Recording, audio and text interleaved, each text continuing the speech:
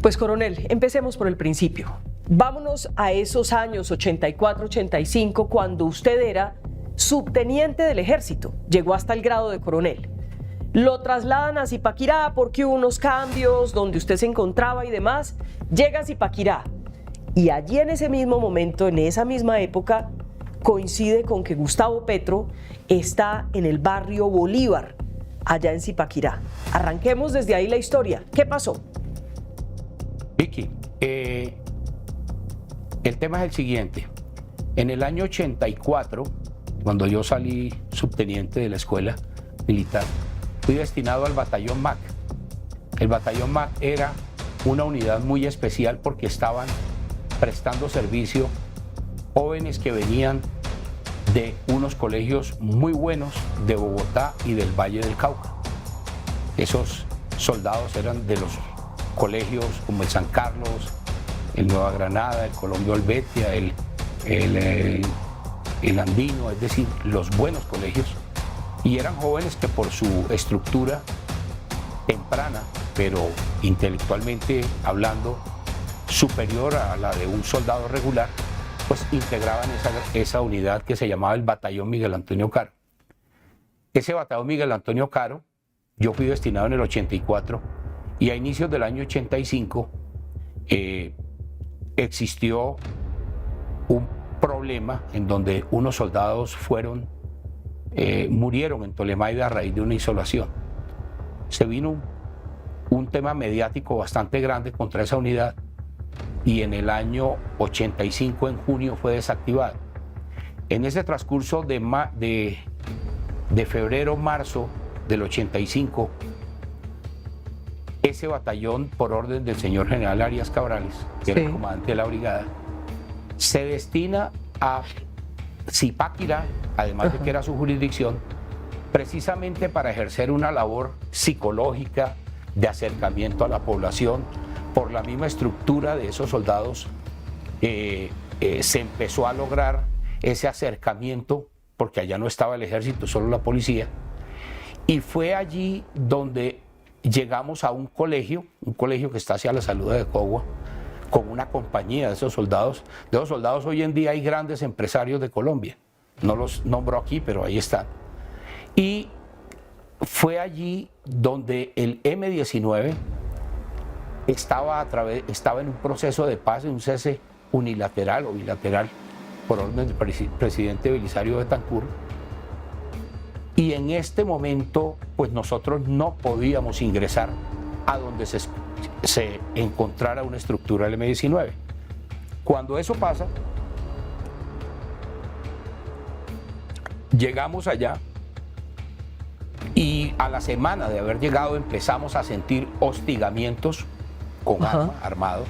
Sí. Y ese colegio, que era, tal como lo dije, con unos soldados bachilleres, con unos soldados de acercamiento a la población, empezó a ser hostigado y ese colegio pues los convertimos en base militar con trincheras. ¿Pero quién lo hostigaba? Postales. ¿Quién hostigaba? Pues, ¿quién nos hostigaba? Nada menos y nada más que desde el barrio Bolívar 83, donde había una estructura del M-19, donde todas las mañanas izaban la bandera del M-19 y en la noche bajaban la bandera, con gente armada, y el que mandaba esa estructura era supuestamente el concejal de Zipaquirá. Después, a través de inteligencia... ¿Cuál concejal de Zipaquirá? El Zipaquirá era Gustavo Petro. Entonces, ahí fue cuando Petro empezó a ser importante desde el punto de vista militar, porque era el comandante de una célula del M-19 que se amparaba en hostigarnos, se amparaba en hostigar al ejército para tratar de que el ejército se fuera a través de esos hostigamientos nocturnos, cosa que no consiguió. Entonces, al hacer inteligencia y demás, encontramos con que en ese barrio, al estilo Pablo Escobar, se hacían casas muy pequeñas de invasión, pero hechas por ese concejal. ¿Cómo conseguía la plata del concejal? Ese barrio estaba en la parte alta de Zipaquirá, a la salida de Pacho, Cundinamarca, y en ese barrio fue donde a través de una obra buena, como lo hacía Escobar allá en Envigado, haciendo casas, se planeaban cosas malas, como por ejemplo, tenía yo la información ya después que ahí se hizo todo el planeamiento para la toma del Palacio de Justicia, en Zipaquirá, población muy cerca a Bogotá. Pero el sofisma era adoctrinamiento, acercamiento de SM-19 a la población y a hacer casas supuestamente para la gente pobre, pero ahí iba el veneno, que era el planeamiento de la toma del Palacio de Justicia. Cuando eso nos enteramos nosotros mucho después, estando en Zipaquirá y siguiendo, pero sin poder entrar porque era la orden presidencial, para los meses de agosto, julio-agosto del 85, el capitán Suárez Bustamante, que fue general, y el capitán Díaz Ortiz Gabriel, que también fue general, eran los de inteligencia de la Escuela de Infantería. Ya el batallón Max se había desactivado y la Escuela de Infantería, el comandante era el señor general Mora Rangel, teniente y coronel.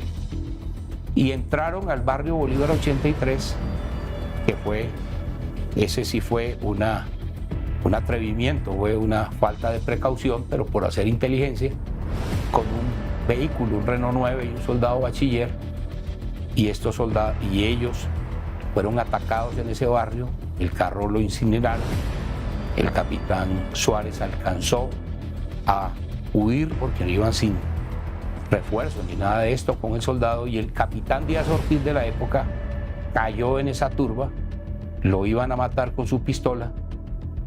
El jefe de esa turba era Gustavo Petro. Al capitán Díaz Ortiz lo intentó matar, le intentó disparar, pero el arma por fortuna no funcionó, pero sí le dieron con la cacha de la pistola en la cara. Y si hoy en día ven al general Díaz, ven que su cara es un poco desfigurada porque está llena de platinos a raíz de esos golpes que se le dieron. ¿Pero quién se los dio? ¿Quién se los dio? La información fue el comandante del Bolívar 83 de la célula, que era Gustavo Petro. O sea, Gustavo Petro golpeó a ese capitán, sí, que después llegó a ser general. Que después llegó a ser general. Ahí. ¿Y por qué no le...? ¿Cómo es la historia del arma? Pues si usted escucha, o recordamos, hace unos días estuvo el señor general Díaz, Ricardo Díaz, y habló de la pistola que todavía tenía Petro con que casi matan a un general. Ahí, esa es la famosa pistola del señor capitán Díaz cuando entró al Bolívar 83. Esa es la real historia de eso. ¿Y qué pasó en ese momento con Díaz? ¿Qué pasó con Díaz en ese momento? ¿Cómo se salvó? Díaz lo entregaron moribundo, lo trajeron muy mal.